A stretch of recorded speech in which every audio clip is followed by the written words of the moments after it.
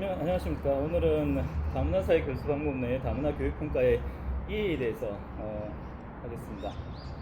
다문화 교육평가를 알기 위해서는 전체적으로는 그 개념 및 이해에 대해서 알고 또 평가 개발 과정이란 것이 필요합니다. 그 다음에 또 어떤 유형의 평가 있고 또 어떤 도구로 해야 되는지, 그 다음에 다문화 교육평가의 방법으로서는 학자들이 어떻게 준비해 왔는지를 볼 수 있습니다. 그리고 앞으로 과제와 발전은 무엇인지 목차를 두고서 하겠습니다. 다문화 교육평가라는 것은 다문화 교육평가의 정의는 어떻게 보면은 다양성과 학습자 배려 정론이 있고 공정 상태가 있습니다. 다문화 교육평가의 필요성은 당연히 인구를 증가하고 교육 격차를 해소해야 되고 포용적 교육을 실현해야 되는 그런 상황입니다. 다양화 교육평가의 목적으로서는 학습의 성취도를 측정한다든지 역량평가, 교육 개선 자료를 제공해야 됩니다. 다문화 교육평가의 특징으로서는 문화적 민감성을 반영해 다양한 방법을 활용할 수 있어야 되고 학습 참여를 강조해야 됩니다. 다문화 교육평가가 되면은 의미는 무엇일까요? 의미는 네 가지로 생각해 보겠습니다. 다문화 교육을 하려면 교육적 의미가 뭐고, 또 사회적 의미가 뭐고, 또 문화적 다양성 존중이라는 의미는 무엇이고, 또 학습자 중심 평가가 무엇인지 알아야 될 것입니다. 교육적 의미는 당연히 이런 학습자들, 다문화가 온 학습자들을 성장시키고 발달 촉진해야겠죠. 사회적 의미로는 통합과 상호 이해를 해주는 것이 중요합니다. 우리가 외국인들 많이 오지만 그들한테 교육을 시키고 우리가 함께 나가야 되는 미래가 있습니다. 그리고 우리에게 무엇보다 중요한 것은 우리가 다문화에 대한 존중의식이 있어야 된다는 거죠. 그리고 또 이 모든 것을 하기 위해서는 우리가 주류 중심의 것이 아니라 그들의 학습자 중심의 학습을 해 나가야 된다는 것입니다. 그러면 이런 다문화 교육평가는 왜 개발이 필요한 거냐면, 주류의 문자는 필답형, 문답형으로 해가지고 이렇게 좀 줄세우기 그런 교육을 하는데, 그렇게 할 수 있을 만큼 우리나라가 포용이 넓은 로마와 같은 그런 상황은 아니기 때문에 그들에 대해서 다양한 어떤 평가의 목표가 필요합니다. 그래서 교육 과정을 분석하고 또 특성을 파악하고 명확한 목표를 수립해 나가야 됩니다. 내용으로는 핵심 역량이 중요하고 문화적 요소를 반영하고 내용의 타당성을 갖춰야 됩니다. 평가 기준을 개발, 루브릭 개발해가지고 채점표를 만들자는 얘기죠. 명확하고 공정성을 확보할 수 있는 방안이 필요합니다. 그 다음에 다양한 도구를 개발하겠죠. 무엇보다 중요한 건 편견을 제거하셔야 합니다. 언어의 접근성, 그 다음에 타당도 및 신뢰도를 검증해야 될 필요가 있습니다. 그 다음에 이런 개발 과정이 있다 그러면 그 다음에 우리가 생각해 볼 수 있는 것은 다문화 교육평가의 유형을 따질 수 있는데, 유형을 봤을 때는 교과서의 목차는 활용 방식을 어떻게 하느냐, 활용 방식이 있고, 그 다음에 해석 방법을 어떻게 할 것인가, 그 다음에 수행평가, 포트폴리오 평가에 대해서 얘기를 하십니다.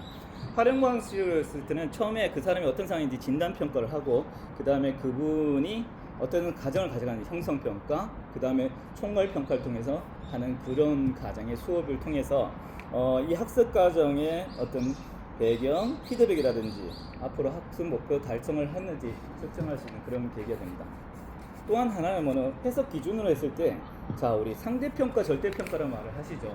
상대평가는 어떤 기준을 설정하는 겁니다. 기준에 있어서 가장 중요한 건 신뢰도라는 것이고, 절대평가는 중고지향평가는 우리가 목적하는 것이기 때문에 절대적인 것, 그래서 계기에 적합한 것이 무엇인가, 이것이 타당한 거 아닌가, 그것을 따져야 됩니다. 네, 그 다음에 수행평가라든지 포트폴리오 방법이 다문화 평가의 유형이 되는데, 어떤 수행을 한다든지, 그 다음에 문제 해결 역량을 본다든지, 과정 중심의 평가가 실시돼야 됩니다. 단순 답을 보는 것이 아니라 이런 것들 수행을 해보고 나서 하는 것이고, 포트폴리오 평가라는 것은 성장과 발전을 어떤 방식으로 하는 것이 가장 좋으신가 하나의 그런 구성이 됩니다. 그러면 우리가 이런 것을 만들 때 이것을 측정할 수 있는, 아까 루브릭 것처럼 평가할 수 있는 도구가 있는데, 타당성, 신뢰성, 그 다음에 또 하나는 뭐냐면은 객관성, 실용성을 갖추는 그런 검증이 필요합니다. 그래서 다문화 교육평가에서는 타당도와 신뢰성이 검증과 그 교육평가를 개발하는 그 과정에서 필요한 겁니다. 그 다음에 내용이 타당하냐, 그 다음에 공인된 타당도라는 것은 concurrent 한다는 얘기죠. 어떤 일관성이 있느냐, 상관관계성이 있느냐 하는데, 그 다음에 구인 타당도란 말이, 구인이란 말이 좀 어렵죠. 컨스트럭터라 해가지고 구조적인 타당도가 있느냐, 그래서 이게 순수하고 또 조작적인 의미와 해서 심리적인 어떤 구인이 되는가를 봐야 됩니다.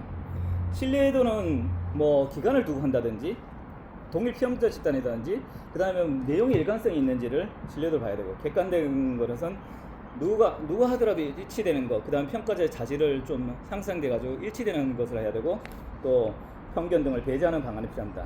그리고 또 이 모든 것이 복잡하게 한다 그러면 누가 이런 어떤 도구를 사용할 수 있습니까? 그래서 실용성이라는 것이 중요합니다. 자, 다문화 교육평가의 방법은 교과서는 뱅크스와 그 다음에 베넷과 그 다음에 가드너의 세 가지가 있는데, 근데 우리가 선행학습으로 생각한다면은 가드너가 먼저 1993년도에 이런 발표를 했었고, 그 이후에 지금 베넷이 2007년, 그 다음 뱅크스가 2008년이기 때문에 가장 최신으로 볼 수 있는 뱅크스의 이론입니다. 이걸 봤을 때 최초의 가드너가 있을 때는 미시적인 접근을 했었고, 그 다음에 뱅크스는 거시적인 접근을 했고, 또 어떤 일독에 보면 베넷은 가정적인 그런 것을 했습니다. 뱅크스의 이론은 단순한 지식 암기를 평가하는 것이 아니라 평등성과 사회의 실현 목표를 대상으로 했습니다. 그 다음에 또 민주적 태도 형성을 함께하는 평가를 했습니다. 그래서 역사, 언어, 생활 양식 다양성을 반영하는 체크를 했었고, 그 다음에 공평한 방법으로서는 단체를 한다든 토론을 한다든 프로젝트, 포트폴리오 등 수행 평가가 있습니다. 그 다음에 다문화 능력 향상 평가에서는 베넷은 이제 무엇보다도 인간 존엄과 문화적 다양성 존중입니다. 중간에 있는데 인간 존엄성과 문화적 다양성을 존중했습니다. 그래서 다양성을 인정하는 개방적인 태도를 가지게 되고, 때로는 진도가 다소 늦은 학생이 있더라도 교사의 잣대로서나 기준으로 평가하면 안 됩니다. 잠재 능력이 없다 위험한 발상입니다. 그리고 결과 중심보다는 가정 중심으로 절대 평가를 해야 된다. 아까 뭐라면 절대 평가를 할 수 있는 그런 기준이 아니라 준거, 우리가 어떤 사회로 가야 될지 그 타당도 있는 그런 평가를 해야 된다. 그래서 자기 평가라든지 동료 평가를 또 수행해 볼 수 있겠죠. 그 다음에 다문화 교육 평가 방법으로서 이제 가드너가 이제 초기 이론인데, 이 사람은 다중지능 이론, 어떻든 다양한 사람이 다르다는 얘기죠, 그죠? 그런 이론이고, 주류가 대응 고유의 능력이 있다는 것입니다. 그래서 그들의 언어와 음악과 운동, 대인관계, 옛날에 동물학교라는 거 있는데, 독수리도 뱀도 거북이도 다 달리기만 잘한다, 이런 기준 가지고는 안 된다는 거죠. 그들의 기능에 따라서 단점을 보완하고 장점을 좋아해야 된다. 그래서 학생들의 개성이 있는 문화적 체험을 존중하고, 그래서 다양한 평가 방법으로서는 발표, 역할극, 지금 저희들 하는 것도 어떻게 보면은 가드너의 다문화 교육 평가하는 방법의 한 일환일 수 있습니다. 그리고 다문화 적합 평가 방법이 있는데, 이거는 공정하고 평등한 평가 조성을 위해서 어떻게 해야 되냐 하는 틀입니다. 하나는 전체적인 맥락이 어떻게 됐냐, 어떤 논리 일관성이 있느냐 하는 걸 보는 거고, 또 이것을 위해서 이해관계자들이 참여해야지만 그런 것이 가능하겠죠. 그 다음에 또 세 번째는 이 평가 목적과 영역을 어떻게 결정할 수 있냐는 거고, 그 다음에 자료 수집을 도구로 해야겠죠. 그래서 문화 차원의 또한 자료 수집 해야 되고, 이 자료 분석과 결과 해석을 통해 가지고 다문화 적합 평가 방법을 했습니다. 그래서 다양한 의사 소통 방법을 활용한 평가 결과 반영 및 공개가 필요합니다.